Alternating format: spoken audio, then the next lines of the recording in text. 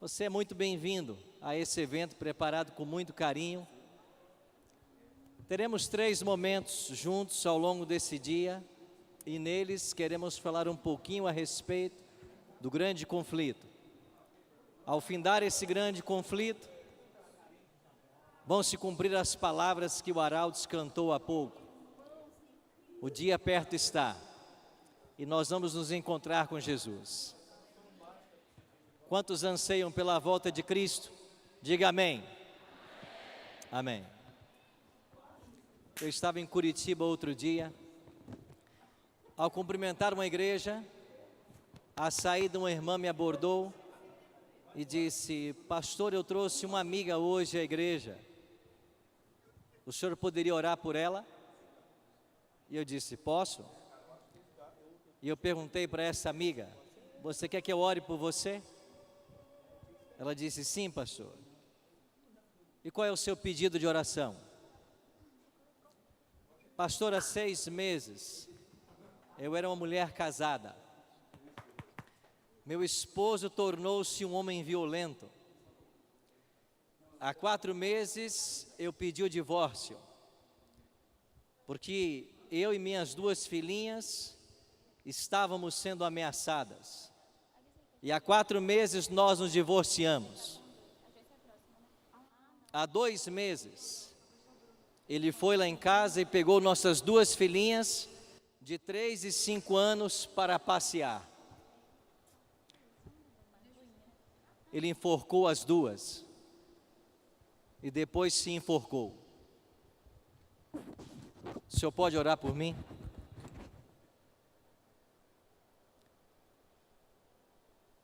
E eu fiquei imaginando como que essa mãe dorme toda noite, sabendo que no quarto ao lado, as 2 crianças, que por 3 e 5 anos, ela colocou para dormir, não estão mais ali.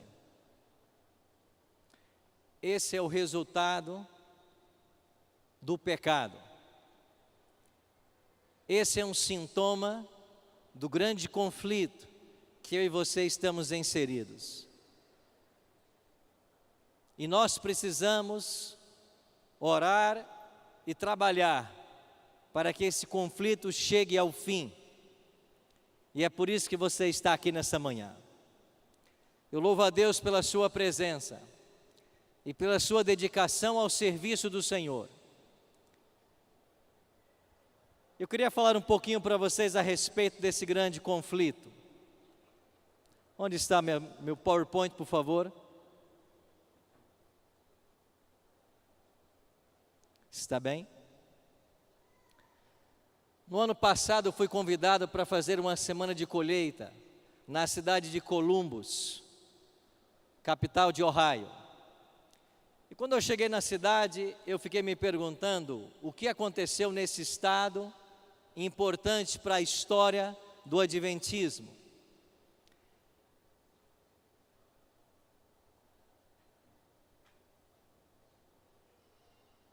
E eu então descobri e me lembrei de que existia uma cidadezinha ao norte de Columbus, chamada Bowling Green.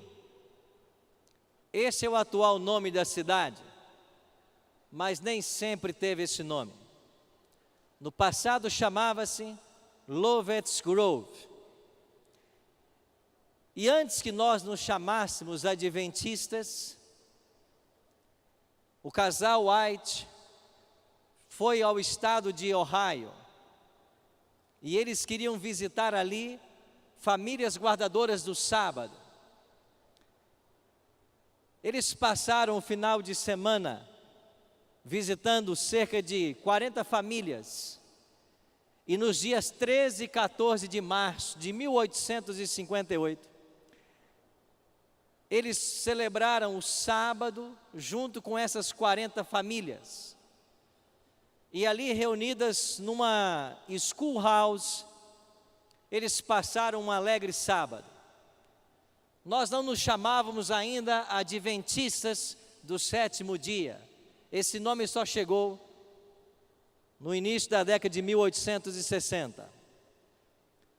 Naquele sábado, faleceu um garoto de apenas 5 anos de idade. E então o pastor Tiago White foi convidado para celebrar o funeral de William Avery. E eles ficaram para o domingo. E no domingo, o pastor Tiago White fez o seu sermão. E após terminar, ele perguntou se Ellen, sua esposa, queria dirigir algumas palavras aos enlutados. Ellen disse que sim, mas quando ela começou a falar, ela foi tomada em visão. E essa visão durou cerca de 2 horas. Você consegue imaginar no meio de uma cerimônia fúnebre, a profetisa em visão, e agora todos têm que esperar terminar a visão para dar prosseguimento à cerimônia? Pareceu algo bem inconveniente. E Tiago White tentou explicar o que estava acontecendo, como funcionavam as visões. E de fato as pessoas foram embora naquela tarde de domingo, dizendo uma coisa: hoje vimos coisas estranhas. No dia seguinte, na segunda-feira, a família Tillotson levou o casal White até uma pequena estação ferroviária na cidade de Fremont. E ali eles pegaram um trem em direção a Jackson, no estado de Michigan, aonde fariam uma parada e depois seguiriam mais 80 quilômetros para Battle Creek. Dentro do trem, Ellen G. White teve tempo para conversar com Tiago a respeito do que ela vira durante a visão no dia anterior. O Dr. Roger Kuhn, em sua obra, diz que nesse trem havia um passageiro invisível, não pagante, que prestava muita atenção na história: Satanás.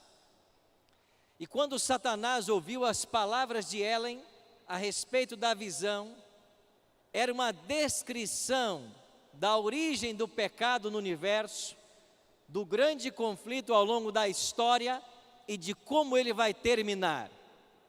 E quando o diabo percebeu que toda a sua estratégia seria revelada nas visões que Deus havia concedido a esta mulher, na ocasião com cerca de 30 anos, Ellen G. White, o diabo se propôs a não deixar que a visão fosse divulgada.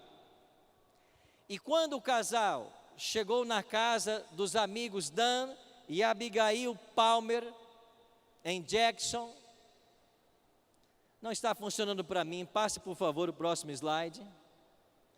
Quando eles chegaram na casa de Dan e Abigail Palmer, em Jackson, Ellen G. White foi acometida de uma paralisia e posteriormente ela escreveu: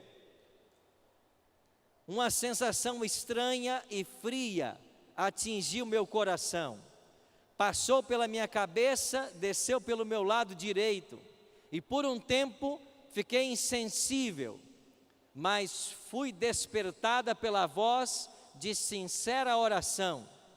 Tentei usar meu braço e membro esquerdos, mas eles eram perfeitamente inúteis. E ela ficou tão abatida que achou que seria seu fim. Achou que morreria a 80 quilômetros de casa. Achou que nunca mais veria seus filhos. Mas Deus levantou sua profetisa. Tiago White a ajudou no trajeto até Battle Creek, e quando lá chegou, ela estava tão enferma, mas Deus disse que ela precisava escrever o que ela havia visto. Passa para mim. E aí na sua casa em Battle Creek, ela escrevia uma página por dia e descansava 3 dias. Escrevia mais uma página e descansava mais 3 dias. E Deus revelou então para ela que o ataque de paralisia que ela sofrera na casa de Dan Palmer tinha sido o próprio Satanás tentando estrangulá-la. Ele tentou matá-la para que a visão não fosse escrita, mas Deus preservou sua vida para que esta informação viesse à tona. E no mês de setembro daquele ano, saiu o que nós chamamos de Spiritual Gifts, volumes 1 e 2, que depois veio a ser traduzido como A Grande Controvérsia entre Cristo e Satanás. Um manuscrito de 219 páginas, desmascarando a obra de Satanás e dando para nós uma visão clara do grande conflito. Nos anos posteriores, Ellen G. White terminou os volumes 3 e 4 de Spiritual Gifts e escreveu 4 volumes, chamados O Espírito de Profecia. E depois eles foram atualizados. E a partir de 1888, nós temos a publicação daquilo que nós chamamos a série do grande conflito.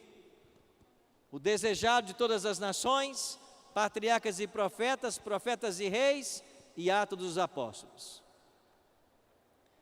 O que sabemos sobre a origem do mal nesse universo? Nós temos que recorrer aos profetas Isaías e Ezequiel. Lá nós temos um vislumbre de como o mal chegou em nosso universo. O profeta diz: como caíste do céu, ó estrela da manhã. E no verso 13, tu que dizias no teu coração: eu subirei ao céu, acima das estrelas de Deus, exaltarei o meu trono. Apocalipse diz que por causa dessas pretensões, no coração desse anjo, houve uma batalha no céu. E Lúcifer foi expulso, e ele arrastou consigo a terça parte dos anjos de Deus. Ellen G. White amplia um pouco a visão, e ela diz que Deus, em sua grande misericórdia, suportou longamente a Satanás. Reiteradas vezes lhe foi oferecido perdão, sob a condição de que se arrependesse e se submetesse, mas ele jamais aceitou. E ela diz ainda: havendo perdido sua posição nas cortes celestiais, Satanás ainda solicitou para ser readmitido no céu, mas Cristo lhe disse que isso seria impossível. O próprio Satanás deixou a presença de Cristo, plenamente convencido de que não havia possibilidade de ser reintegrado no favor de Deus. E uma vez que ele perdera a chance de continuar na presença de Deus, ele tornou-se o grande inimigo. E a partir daí, a sua estratégia foi revelada. E o que nós sabemos sobre a sua estratégia ao longo da história? Apocalipse 12 diz: ai da terra e do mar, porque o diabo desceu até vós, sabendo que pouco tempo lhe resta. E a estratégia do diabo hoje é trabalhar com opostos. Ou ele procura levar as pessoas à satisfação e ao prazer, e como resultado disto, nós temos uma sociedade hedonista, que vive apenas pela busca do prazer. Se me dá prazer, isto eu quero. E ele mantém muitos aí, ludibriados pelo prazer, pela aventura. Mas ele leva para um outro extremo. Ele traz tragédias, catástrofes, misérias, e ele mantém outros cativos do sofrimento. E a religião, que deveria ser um norte para todos nós, a igreja, que deveria estar para orientar as pessoas dentro desse grande conflito, acaba tornando-se uma verdadeira Babilônia. E cada igreja aponta numa direção, cada igreja dá uma versão, cada igreja apresenta a sua versão para o fim. Oxford listou recentemente 34 mil religiões cristãs. E é por isso que você está aqui nessa manhã. Porque nós, como igreja adventista, não somos mais uma igreja. Nós somos a igreja. Porque Deus colocou sobre os meus ombros e sobre os seus ombros uma sagrada responsabilidade. Não existe outra igreja na face da terra que tenha uma visão tão clara a respeito do grande conflito, como ele se desdobra e como ele vai ser concluído. E nós temos uma missão profética de nos unirmos ombro a ombro e advertirmos o mundo a respeito do fim e da volta de Cristo. Ellen G. White tem 2 textos que eu queria ler com vocês. O primeiro deles em Testemunhos Seletos, volume 2. Não temos tempo a perder. O fim está o quê, irmãos?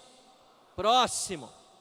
Segundo a luz que me foi dada por Deus, diz ela, sei que as potências das trevas estão trabalhando com intensa energia que procede de baixo, e a passos furtivos vai Satanás avançando para se apoderar dos que agora se acham distraídos, qual lobo que se apodera da presa. Muitos estão ensinando que o diabo não existe. Muitos estão fazendo brincadeira com ele, mas ele está furtivamente desenvolvendo sua obra e levando milhares à ruína. E nós não temos tempo a perder. E ela faz uma outra advertência, em Testemunhos Seletos, no volume 3. Os membros da igreja devem estar sempre prontos para entrar, quando, amigos? Imediatamente em ação. Aonde quer que vejamos o trabalho por fazer, devemos lançar-nos a ele e executá-lo, olhando para quem? Para Jesus, constantemente para Jesus. E se cada membro fosse um missionário vivo, o evangelho seria rapidamente proclamado em todos os países, a todos os povos, nações e línguas. Mateus 24:14 se cumpriria, e então Jesus voltaria. Por isso, eu e você estamos aqui nessa manhã. Nós somos os membros desta igreja, e o apelo para mim e para você é que nós sejamos um missionário vivo, aonde quer que estivermos. Aí temos que ser um missionário. E Deus tem pressa em sua obra.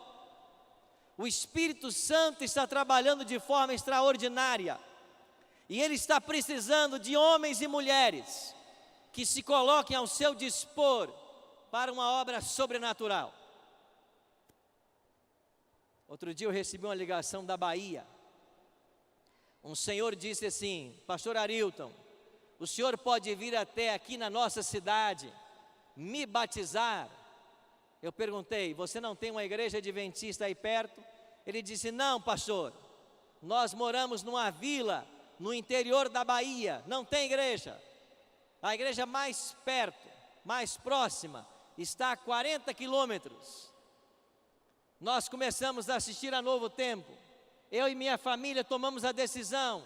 Nós queremos ser adventistas. O senhor pode vir batizar? Eu disse: amigo, nós temos uma agenda muito lotada. O senhor e a família querem ser batizados? Quantos vocês são? Ele disse: 25. Eu pensei assim: eu acho que apareceu uma vaga na minha agenda. Vocês são 25?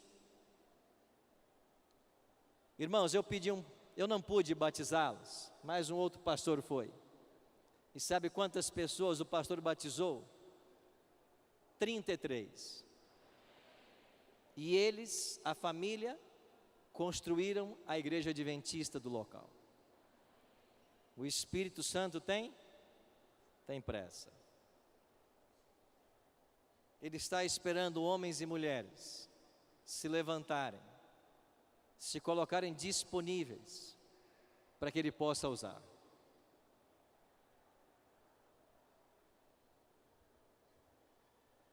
Eu queria mostrar para vocês um convite. Isso é um convite de Semana Santa. Ele foi distribuído num bairro da periferia, lá da Grande Vitória, no Espírito Santo.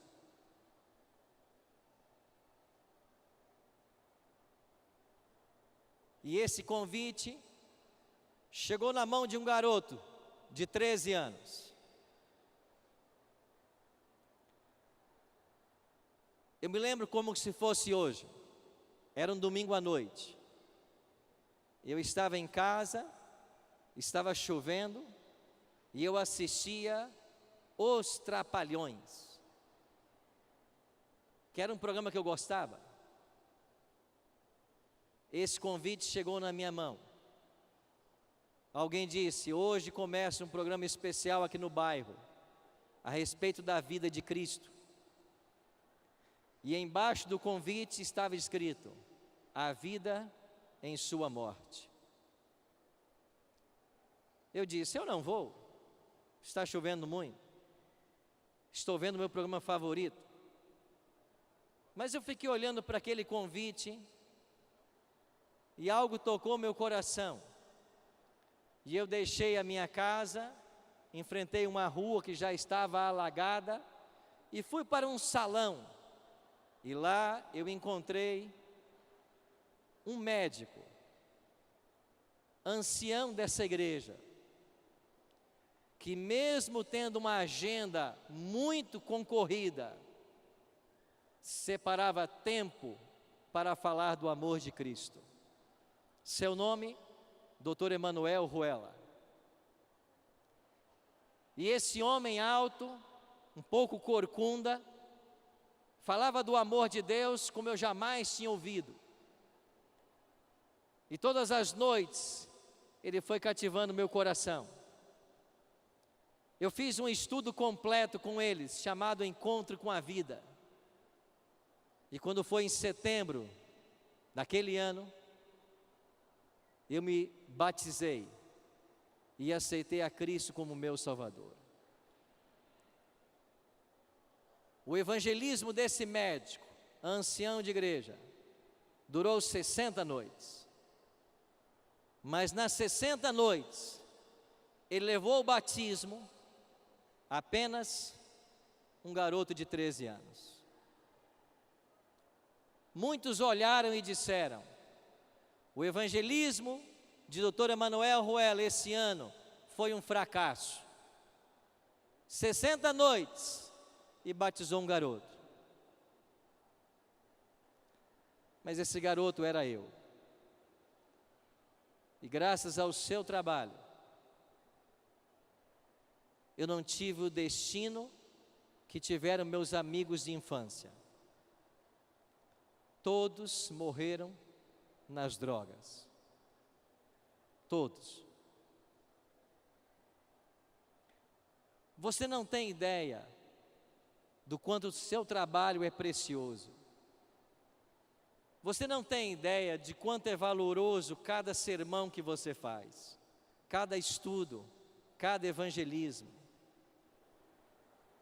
E mesmo tendo se passado mais de 30 anos, eu guardo esse convite comigo até hoje. Porque há mais de 30 anos, eu recebi um convite da Igreja Adventista. Graças a esse folheto, a esse papel, eu pude ter a minha oportunidade, a minha experiência com Jesus. Você foi chamado aqui hoje para fazer uma obra excelente. Nós, pastores, até recebemos para fazer isso. Você não. Mas Deus um dia vai recompensar você. nós não podemos. A igreja não vai poder nunca recompensar você pelo que você faz. Você podia estar com a sua família, podia estar no lazer, podia ter viajado, mas nesse domingo, você veio aqui para esse local, porque Deus tem um plano especial na sua vida. Ele quer usar você, e só a eternidade vai revelar os frutos do seu trabalho. Por isso, se prepare, porque vai ser um domingo muito especial. E se nós nos colocarmos à disposição de Deus e de seu Espírito, nós veremos milagres acontecerem. Feche seus olhos. Pai,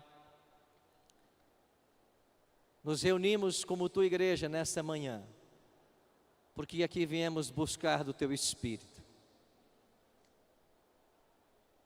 Aqui viemos para entender o momento em que estamos vivendo na história desse mundo. E aqui viemos desejosos de dar a nossa contribuição, de nos envolvermos, de fazermos o nosso melhor para apressarmos a tua vinda. Que esse dia seja um dia repleto das tuas bênçãos. Que os teus anjos sintam prazer em estar em nosso meio. E de que nosso coração seja preparado para o serviço. E que saiamos daqui, dispostos a fazer o nosso melhor para a honra e glória do teu santo nome. Em nome de Cristo nós choramos. Amém.